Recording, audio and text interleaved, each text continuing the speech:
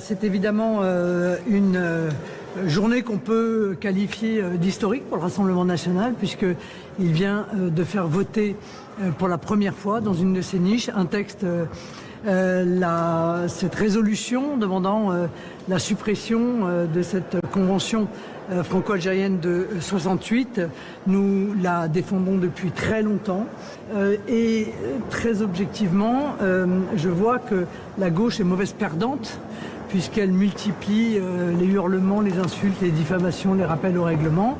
Il faut qu'ils comprennent que la démocratie est ainsi faite que lorsqu'il y a une voix de plus pour voter un texte, eh bien ce texte passe. Les vraies voix Sud Radio. Sébastien Chenu, merci d'avoir accepté notre invitation. Donc on l'a dit, ce qu'a dit Marine Le Pen, c'est une journée qu'on qualifie d'historique pour le Rassemblement national. J'imagine que vous êtes dans les pas de Marine Le Pen, bien sûr. Oui, c'est une journée qui, au sens politique, est historique pour notre mouvement, mais aussi qui dit, je crois, beaucoup de choses d'abord de ce que nous sommes et de ce que sont les autres. De ce que nous sommes, c'est-à-dire de notre crédibilité. Nous avons donc fait passer un texte que nous avons porté et nous avons réussi à convaincre au-delà de nos bancs, ce qui veut dire que, effectivement, cette capacité à convaincre, elle signifie que ce texte avait une crédibilité, puisque ce ne sont pas les alliés du Rassemblement national, mais ce sont les alliés d'ailleurs de la Macronie. Le groupe Horizon, il est allié, c'est un support du bloc central, qui ont voté ce texte. Et je pense que ça, c'est important parce que quelque part, ça nous sort d'un certain ostracisme dans lequel on nous avait un peu enfermés. Nous, on est au groupe Rassemblement national capable, on le montre régulièrement, on nous en fait d'ailleurs le reproche, de voter des textes qui viennent d'autres groupes politiques. Si on pense que ça va dans le bon sens, si c'est ce qu'on porte, etc., on le vote. C'est une ouverture pour vous ? Ah bah c'est une lumière qui s'est allumée. Enfin alors elle s'est éteinte vite après parce que sur d'autres textes les autres mouvements politiques n'ont pas refait ça. C'est un peu comme la Vierge, elle apparaît de temps en temps, mais pour ça il faut la prier beaucoup. Donc elle est apparue une fois aujourd'hui et c'est très bien ainsi. Ça dit aussi beaucoup des autres. Par exemple, Gabriel Attal était philosophiquement favorable, d'après ce que j'ai compris et ce qu'il avait dit publiquement, à l'abrogation des accords de 68 avec l'Algérie. Mais il n'est pas venu. Or, moi, je pense que le courage en politique, c'est une vertu. Et ne pas venir défendre ses convictions, c'est une forme de lâcheté, surtout lorsque, comme Gabriel Attal, il a des prétentions élyséennes. Eh ben, je pense qu'on a vu que ce monsieur était quand même un petit monsieur. Et puis, ça en dit beaucoup sur la gauche, une certaine gauche d'ailleurs, qui ne juge que par l'insulte, ne fonctionne que par les hurlements. J'étais consterné de voir les positions des écolos et je reconnais pas d'ailleurs François de Rugy qui est là, qui a été lui-même député écologiste. Je reconnais pas les écologistes qui sont aujourd'hui sur les bancs et l'écologie qui était à l'époque portée par François de Rugy. Je le dis très simplement, on n'est pas du tout dans la même chose. C'est une écologie rouge aujourd'hui, soumise à la France insoumise. En fait, la gauche n'a qu'à s'en prendre qu'à elle. Il a fallu une voix. Il y avait une voix de majorité. Ça a été la vôtre. Qui était la mienne puisque j'ai voté en tant que président de séance. Parce que Yael Braun-Pivet, présidente de l'Assemblée nationale, vote. Mes collègues vice-présidentes insoumises votent. Donc j'ai voté aussi lors de cette séance. Mais ils n'avaient qu'à mobiliser les leurs. Ils n'avaient qu'à trouver les députés écolos, socialistes, communistes, LFI qui n'étaient pas là aujourd'hui. Donc voilà, ça dit quelque chose de nous, le Rassemblement national, ça dit quelque chose des autres. François de Rugy pour répondre. Il faut quand même remettre l'église au milieu du village, comme dirait Philippe David. C'est à 19h03. Il s'agit du vote d'une résolution concernant un accord de 1968 qui nous lie de manière extravagante à l'Algérie, qui octroie aux ressortissants algériens des avantages par rapport aux avantages hallucinants. Mais attention, il ne s'agit que d'une résolution. Celui qui ratifie ou qui tire un trait sur des accords, c'est le président de la République. C'est pas l'Assemblée nationale. Il s'agit d'une résolution. Donc attention à pas, c'est un constat que je fais, en faire trop. C'est-à-dire qu'on peut avoir une position sur l'accord de 1968 et la mienne est claire, mais en revanche, l'accord de 1968 n'est pas abrogé ce soir. Non, bien sûr. Pas du tout. Voilà. En tout cas, ça met dans le débat, mais surtout, et ça c'est un constat que je fais, oui, c'est une journée historique pour le RN pour une raison très simple. C'est que ceux qui pensaient, et notamment à l'extrême gauche, que le RN n'est pas dans l'arc républicain, ils sont obligés de constater ce soir que pour la première fois, une résolution présentée par le RN, même à une voix presse, et ça aussi la démocratie, l'a emporté à l'Assemblée nationale. Voilà. Mais je ne voudrais pas qu'on laisse croire que l'accord de 1968 est abrogé ce soir. C'est pas le cas. C'est dans le débat. Il appartiendra au chef de l'État. La Constitution est très claire sur la ratification, pas sur le renoncement à un accord. C'est moins clair. Absolument. François de Rugy, l'ancien président de l'Assemblée nationale. Oui, je confirme d'abord ce que vient de dire Éric Revel sur le fond, c'est-à-dire il y a déjà eu, l'Assemblée nationale a déjà pris des positions sur les questions internationales, mais qui sont juste une expression de position. Voilà, l'Assemblée nationale exprime sa position. On s'en souvient pas, mais en 2016, par exemple, François Fillon avait réussi à faire adopter une résolution qui voulait lever les sanctions sur la Russie. En 2016. Et puis, il y a eu aussi à une époque la reconnaissance de l'État de Palestine qui avait été votée sous forme de résolution, mais ce qui ne voulait pas dire que la France reconnaissait l'État de Palestine. C'est arrivé bien après. Moi, je trouve, en tant qu'ancien président de l'Assemblée nationale, que c'est plutôt bien que l'Assemblée nationale puisse exprimer des positions sur les questions internationales. Ça ne veut pas dire que c'est elle qui fait la politique étrangère de la France. Ça reste, ça, la Constitution est très claire, une prérogative du président de la République et du gouvernement. Mais exprimer une position. Et là, l'Assemblée nationale a exprimé une position, même si c'est à une voix près, elle l'a exprimée. Mais c'est ce que voulait Yael Braun-Pivet, cette ouverture, que tout le monde puisse après, au moins... pour répondre un peu à la question qui est posée aussi aux auditeurs, moi, ça me paraît logique.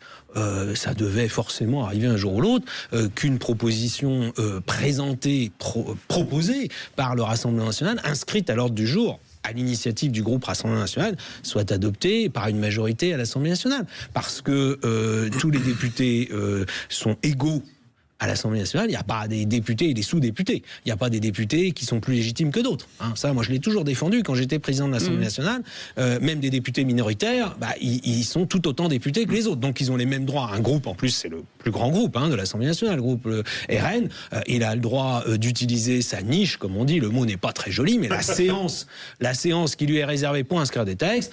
Et il a inscrit cette résolution comme d'autres textes. D'autres textes ont été rejetés, si j'ai bien compris. Ça, c'est l'avis aussi du Parlement. Après, je pense que le fait que ce soit adopté à une voix de majorité montre que il devait y avoir quand même d'autres groupes ou d'autres députés dans d'autres groupes qui étaient un peu gênés. Et là, je parle pas de la gauche, parce que je pense que la gauche, elle était très clairement contre. Mais les groupes du bloc central, les députés, je dis pas forcément les groupes, mais les députés, ils votent un peu avec leurs pieds. Parce que souvent, vous savez, on dit il n'y avait pas assez de présence. Désolé, notamment EPR, 59 absents, 30 contre, 3 abstentions. Voilà. C'est-à-dire les 2 tiers avaient piscine. Je l'ai souvent pensé, j'ai été 15 ans à l'Assemblée nationale, c'est arrivé sous différentes majorités que des textes ne soient adoptés ou soient rejetés, alors que ça correspondait pas tout à fait à ce qu'on pensait être l'équilibre de l'Assemblée.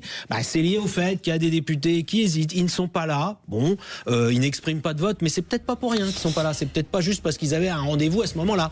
Et donc, ça dit quelque chose aussi de ce qu'est l'équilibre aujourd'hui politique de l'Assemblée. Et je pense qu'au final, d'ailleurs, c'est aussi plutôt sain sur un point, c'est que c'est sans doute l'équilibre des Français. C'est-à-dire qu'il y a sans doute une majorité de Français qui est pour revenir sur cet accord de 68. On reviendra avec Sébastien Chenu dans un instant, avec des auditeurs au 0826 300 300. Soyez les bienvenus, on est ensemble jusqu'à 20h. Sud Radio. Sud Radio. Parlons vrai. Parlons vrai. Sud Radio. Les vraies voix Sud Radio. 18h-20h. Cécile Doménibus, Philippe David. Et on revient sur cette journée, l'Assemblée nationale qui a voté donc par 185 voix contre 184 la résolution du Rassemblement national qui visait à dénoncer l'accord franco-algérien de 68. Sébastien Chenu est avec nous, vice-président du Rassemblement national et vice-président de l'Assemblée nationale, avec François de Rugy qui est avec nous et bien entendu Éric Revel et Philippe David. Est-ce que finalement ça va être un tournant stratégique pour votre parti ? Écoutez, c'est plutôt pas après pas qu'on fait les choses. Là, cette résolution, c'est vrai qu'elle était très populaire. Enfin, le fait d'abroger cette résolution, qui n'est pas abrogée, c'est le président de la République qui verra ce qu'il fera, mais en tous les cas, elle est conforme à la volonté populaire, à l'opinion publique. Et donc, en cela, je pense que on pousse les feux. Souvent, on dit oui, mais l'Assemblée nationale est toujours un peu à la traîne par rapport à l'opinion publique. On a démontré à travers ce vote qu'on était vraiment en corrélation parfaite avec l'opinion publique. Et pour nous, c'est, je crois, un pas de crédibilité. On en a eu d'autres cette semaine parce que peut-être c'est passé un peu sous les radars. Mais regardez, on a fait adopter 2 amendements importants. Emmanuel Taché, qui est député de Camargue, a fait adopter un amendement sur le contrat impôt recherche, les crédits impôt recherche, lorsqu'ils sont mal employés, visant à être remboursés lorsque les boîtes délocalisent, par exemple, et qu'elles ont bénéficié d'un contrat, d'un crédit impôt recherche. Kevin Mauvieux, député de l'Eure, lui a fait passer un amendement sur les rachats d'actions, qui est un marqueur fort également de notre programme économique. Vous voyez, ce sont des amendements de députés Rassemblement National. D'ailleurs, Emmanuel Taché, c'est un peu lui son habitude, puisqu'il avait déjà fait passer une proposition de loi sur des aides financières pour les violences faites aux femmes. Donc, on a parfois de temps en temps sur des choses très spécifiques, mais là, l'intérêt, c'est que c'est des marqueurs forts du programme de Marine Le Pen. L'abrogation des accords de 68, les rachats d'actions, l'amendement anti-délocalisation, c'est des marqueurs forts de ce que nous proposons et ce en quoi ça reste historique, évidemment. Mais Sébastien Chenu, est-ce que, comme on l'a dit, maintenant la balle est dans le camp du président de la République? Est-ce que maintenant, il n'est pas dans un piège terrible? Parce que soit, par exemple, là, il va y avoir des grâces en Algérie pour la commémoration de la Toussaint Rouge, donc le 1er novembre, que si Boualem Sansal et Christophe Glaise ne sont pas graciés, par exemple, ou n'ont pas une remise de peine, ou n'ont pas au moins un geste de l'Algérie, il ne sera pas obligé de valider la rupture, sinon il va se faire traiter de quelqu'un qui capitule face à l'Algérie. Est-ce que vous n'avez pas mis le chef de l'État vraiment dans un entonnoir très compliqué pour en sortir? On le pousse à la stratégie du bras de fer. Nous, on considère depuis longtemps... Ça s'appelait la riposte graduée. Oui, mais ça n'a pas existé. Enfin, Bruno Retailleau n'a ni riposté, ni fait quoi que ce soit de gradué. Bon, d'ailleurs, on ne sait pas où il est passé. Donc, si vous voulez, il ne s'est rien passé. La réalité, c'est que, et c'est probablement d'ailleurs le chef de l'État qui a empêché ça, il faut être très honnête. Mais nous, on pousse le chef de l'État à tenir un bras de fer avec l'Algérie. On pense que pour libérer Boualem Sansal, pour reprendre les OQTF, pour libérer Christophe Glaise, il faut tenir un bras de fer avec l'Algérie. Mais vous tenez un bras de fer si vous avez un bras. Eh bien, cette résolution, elle est le bras qui permet de tenir le bras de fer. Allez, le 0826 300 300, c'est Xavier qui nous appelait de Florac. Bonsoir Xavier. Bonsoir Xavier. Bonsoir les vraies voix, bonsoir Philippe, bonsoir Cécile, bonsoir Eric. Bonsoir tout le monde. Bonsoir monsieur. On vous écoute Xavier. Eh bien, en fait, je vais commencer en disant que j'ai l'impression que les politiciens ils brassent de l'air un peu comme d'habitude, parce qu'en réalité, bon, vous l'avez dit en introduction, cet accord il a aucun effet concret immédiatement. Le président de la République n'est pas du tout obligé de suivre cette résolution. Par ailleurs, ça change rien au vrai problème, le problème qui est un problème diplomatique. L'Algérie refuse de délivrer des laissez-passer, ce qui nous empêche d'expulser des personnes d'origine algérienne qui sont sous OQTF, et c'est la coopération qui nous permettra d'obtenir ces laissez-passer consulaires. Alors j'entends l'idée du rapport de force, mais bon, pour l'instant on en est loin. Ensuite, je voudrais revenir juste sur l'accord en tant que tel, l'accord de 68. Je pense qu'on fantasme un peu sur le contenu de cet accord. Je ne sais pas s'il y a beaucoup de gens qui sont allés s'interroger sur le contenu de l'accord, mais il donne pas des avantages non plus faramineux aux Algériens. Il donne quelques avantages entre guillemets administratifs, mais c'est la traduction de notre histoire commune, d'un lien profond entre la France et l'Algérie. Ça remonte à la colonisation, la guerre d'indépendance, plus de 60 ans d'interaction humaine, familiale, économique, et tous ces liens qui existent entre nous et l'Algérie. Et puis il faut le dire aussi, une chose importante, c'est que en fait la France a besoin d'immigration. Comme beaucoup de pays occidentaux, notre démographie s'effondre. Et sans immigration, c'est simple, notre système économique et nos systèmes de retraite ne tiendront pas. Donc on a besoin d'une immigration, et d'ailleurs même les camarades d'extrême droite en Italie de Sébastien Chenu font venir énormément des centaines de milliers de migrants. Donc je pense que cette histoire, pour terminer, je pense que c'était un joli coup politique de l'extrême droite qui a été avalisé par la droite française, la droite républicaine, qui tombe dans le piège en fait de l'extrême droite et qui fait ce qu'elle fait de mieux, l'extrême droite, c'est-à-dire jouer sur la peur, le rejet, la haine de l'autre, et finalement son fonds de commerce traditionnel. Et là, le père Le Pen il sortait de sa tombe, il remercierait sa fille, il serait tout de go en remarquant que l'Assemblée nationale a pour la première fois validé une mesure du RN. Xavier, on va faire réagir bien entendu Sébastien Chenu et nos vraies voix autour de cette table. Sébastien Chenu. Oui, je trouve l'argumentaire de monsieur totalement ringard, de Xavier, mais ringard à un point, on a l'impression d'entendre un vieux discours socialiste des années 80.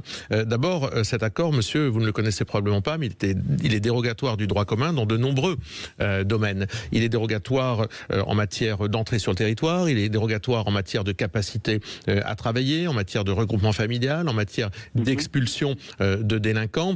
Si vous considérez que c'est pas grand-chose par rapport aux autres pays, je pense qu'il y a beaucoup de pays qui aujourd'hui ont des ressortissants sur notre territoire qui auraient aimé bénéficier d'un tel accord parce qu'évidemment il permet à beaucoup d'Algériens de venir sur notre territoire sans les contraintes qui peuvent exister pour les autres. Il a des conséquences. D'abord, il coûte cher, 2 milliards d'euros. C'est une estimation qui n'a pas été faite bien sûr par le Rassemblement national, mais par un rapport dont le député macroniste Charles Rodwell est l'auteur. Et puis vous dites on a besoin d'immigration, mais dans un pays qui a déjà des millions de chômeurs comme la France, dans un pays dans lequel plus de 50% des personnes de nationalité étrangère, en tous les cas algérienne, sont au chômage. Qu'est-ce que vous voulez encore importer des gens? Écoutez, moi je pense qu'on ne traite pas le problème de la bonne façon. Il faut le traiter par la formation, par le logement, par la capacité à faire monter les salaires. Enfin, je veux dire, on parle des transports. Enfin, il y a beaucoup de sujets quand on veut parler par le coût du travail. Il y a beaucoup de sujets qu'il faut aborder, mais c'est pas en important le continent africain sur le continent européen qu'on va évidemment solutionner le problème. Donc non, moi je pense que ça ne sert pas à rien. Ça met la pression, Philippe David l'a dit, sur le président de la République. Il fera ce qu'il voudra, le président de la République. Mais il est à 13%, 11%, 11% aujourd'hui, ça baisse tous les jours, d'opinion favorable. Je pense qu'à un moment, entendre ce que lui dit la représentation nationale, qui n'est que l'expression du peuple français, il en serait bien inspiré. Allez, 0826 300 300, c'est Jean-Baptiste qui est avec nous d'Aix-en-Provence. Bonsoir Jean-Baptiste. Bonsoir Jean-Baptiste. Bonsoir, merci de me recevoir. Je vous en prie. Je précise tout de suite que je suis en désaccord total avec ce que vient d'exprimer Xavier. Je pense que bien que le président de la République ne soit pas obligé d'appliquer ces accords, il était nécessaire que la représentation nationale s'empare de cette question-là. D'abord parce que les accords en eux-mêmes n'avaient plus réellement lieu d'être, et d'autant moins avec un pays qui n'entend pas normaliser ses relations avec la France. On le voit sur la question des OQTF, vous avez évoqué Christophe Glaise et Boualem Sansal. Il y aura encore beaucoup d'autres éléments à relever. Sur le plan purement politique, si j'étais cynique, je dirais que je félicite les partis prétendument de gouvernement de céder une telle initiative au Rassemblement national. C'est-à-dire qu'au-delà des mots, il est peut-être grand temps d'agir. Et on a la sensation quand même, en étant un citoyen à la base du système, que les partis de gouvernement ont complètement déserté toutes les questions de diplomatie, toutes les questions régaliennes. Oui. Et aujourd'hui, on entend essentiellement le RN sur toutes ces questions-là. Ouais. Un petit mot, une réponse de Sébastien Chenu et puis Éric Revel. Oui, moi je ne confonds pas, et au Rassemblement national on ne confond pas le peuple algérien et le régime algérien. Nous on ne fait pas la guerre au peuple algérien. On considère qu'il y a un régime qui utilise d'ailleurs souvent une espèce de rente mémorielle pour faire un espèce de chantage permanent à la France, qui a une expression concernant la France qui est particulièrement indécente. Ce sont ces ministres, ce gouvernement algérien qui mènent un combat contre la France, et c'est pas le peuple algérien qui lui probablement ne demande pas cela. Donc nous considérons qu'il faut aussi se faire respecter, et la représentation nationale a fait, à travers le vote de cette résolution, a fait respecter la France. C'est pas si souvent. Et Éric Revel. Oui, la balle est dans le camp du président de la République, c'est indéniable. Mais alors, à quelle période d'Emmanuel Macron va-t-on s'adresser? Parce que lorsqu'il fait campagne pour sa première élection en 2017 ou un petit peu avant, il va en Algérie et dit que la colonisation ou la guerre d'Algérie, je ne me souviens plus, est un crime contre l'humanité. Et quelques années plus tard, le même Emmanuel Macron, sur le même dossier, tellement à vif, celui de la guerre d'Algérie, la colonisation française, dit, mais en fait la junte militaire, Sébastien Chenu a raison de le rappeler, la junte militaire algérienne se sert de la guerre d'Algérie comme d'une rente mémorielle. Donc en fait... il a dit aussi que les pieds noirs avaient eu un rôle positif, hein, donc il y a beaucoup de en même temps. Il y a beaucoup, on a entendu des choses horribles sur les harkis dans le même temps, et puis je rappelle aussi un petit une petite chose, c'est que le nouveau ministre de l'Intérieur, qui n'est pas du tout sur les mêmes plates-bandes que l'ancien ministre de l'Intérieur, Monsieur Nunez, a expliqué que l'accord de 1968 était pas, la dénonciation n'était pas du tout à l'ordre du jour. Hein. Vous avez vu, il a dit ça il y a 3-4 jours. Et puis un petit coucou à Bruno Retailleau, parce que lui, quand il était ministre de l'Intérieur, il avait tapé du poing sur la table, au moins, j'allais dire verbalement, en expliquant que si l'accord de 68 n'était pas dénoncé, eh bien on allait voir ce qu'on allait voir et il allait peut-être partir. C'est lui qui est parti avant. Simplement parce que Bruno Le Maire était nommé, il a loupé sa sortie et depuis, c'est vrai qu'on entend plus beaucoup parler de lui. Nous avons exaucé feu Bruno Retailleau, qui a disparu de la circulation depuis et qui n'avait rien obtenu de concret. Comme quoi, il n'y a pas besoin de faire des grandes déclarations comme Bruno Retailleau. Il faut agir concrètement. C'est ce qu'ont fait les députés du Rassemblement national aujourd'hui. Merci beaucoup, Sébastien Chenu, d'avoir accepté notre invitation. Vous restez avec nous. Dans un instant, la suite est toujours. Vous pouvez bien sûr nous appeler 0826 300 300. On est ensemble jusqu'à 20h. Sud Radio. Parlons vrai. Parlons vrai. Sud Radio. Parlons vrai. Sud Radio.